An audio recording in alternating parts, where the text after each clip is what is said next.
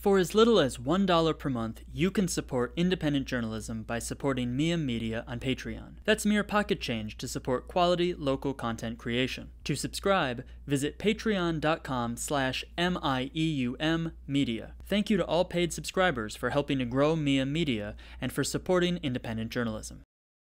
How much money would you pay for this trash?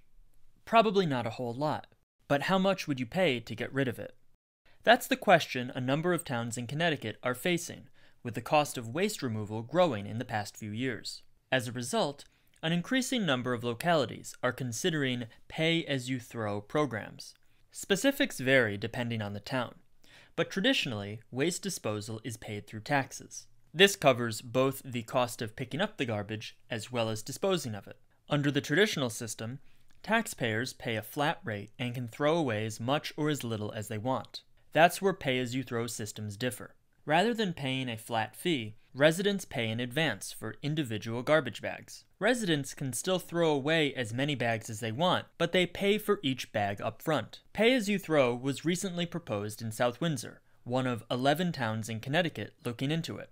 But while the policy is being touted by experts as a smart way to reduce trash, the proposal has been controversial with many residents.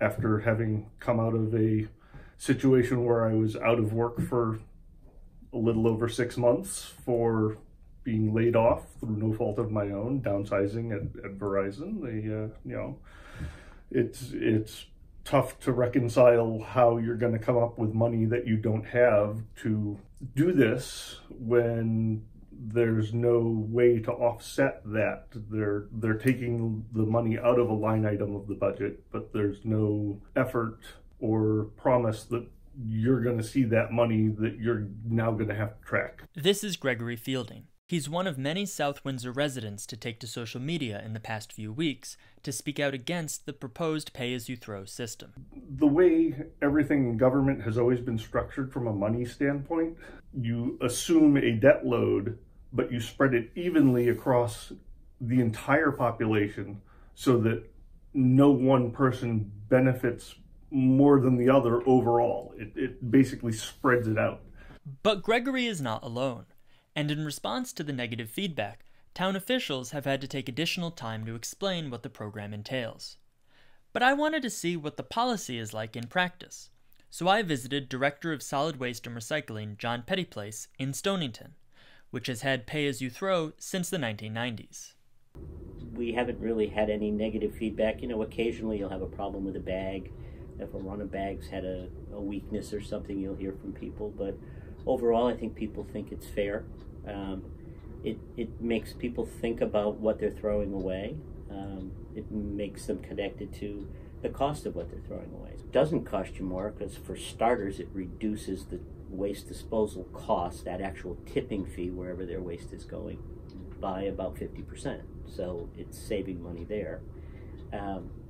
Technically, that money that you were paying in taxes that went to waste disposal can now go somewhere else because you're offsetting the cost of waste disposal with the cost of the bag.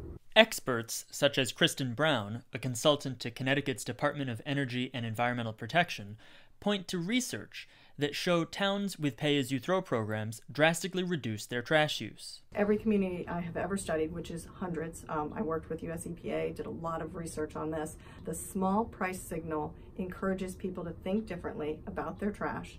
They certainly move all of the recyclable commodity items out of their trash and into their recycling bins.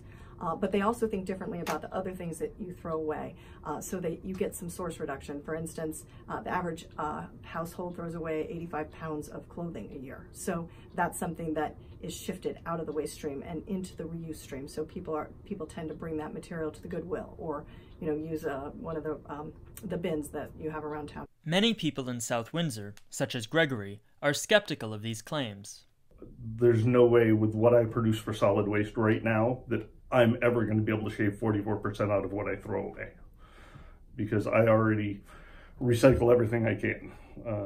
I reuse a lot of stuff, repurpose stuff, give stuff away to people who need it. For me to cut 44% out of my waste, I'd probably have to throw out nothing.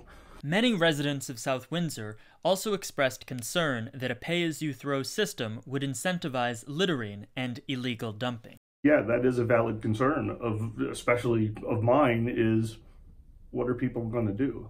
Where are they going to throw it? If they have to get rid of it, where are they going to put it? And what's going to prevent them from just driving around at night during a trash week in somebody else's neighborhood and going, oh, I can't get rid of this in my trash legally, so let me just pick this green bin over here on XYZ road that's half a town away from me, throw it in. John and Kristen believe that these concerns are unfounded. Primary reason for illegal dumping is convenience. If someone shows up at a transfer station and it's closed, or you're moving a big piece of broken furniture and it's 8 o'clock at night and you have no place to put it. That is absolutely the number one concern, and it's absolutely the one thing that literally never happens. So you have illegal dumping today. You have a lot of illegal dumping as your larger items like your mattresses or a couch, something that you can't figure out where to bring it, so you put it in a field. You have people that illegally dump today, and that's not going to change with the program, but you really don't see an uptick in illegal dumping. You may see one or two things in the first few weeks, but again, I would argue that was probably more convenience. They hadn't figured out the system yet. Oh, I got to get rid of this, and they dropped it down the street or something. It just didn't happen. Regardless of what happens in South Windsor, towns across Connecticut will need to think of new ways to reduce trash.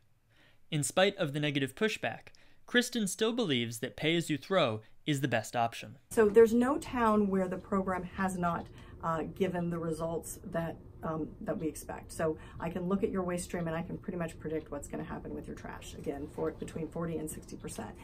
You will reach those goals, that waste reduction goal. There have been a couple of towns in Connecticut that have not kept the program, 2 of them, and that it hasn't been because they didn't reach their waste reduction goals. It's been more about politics.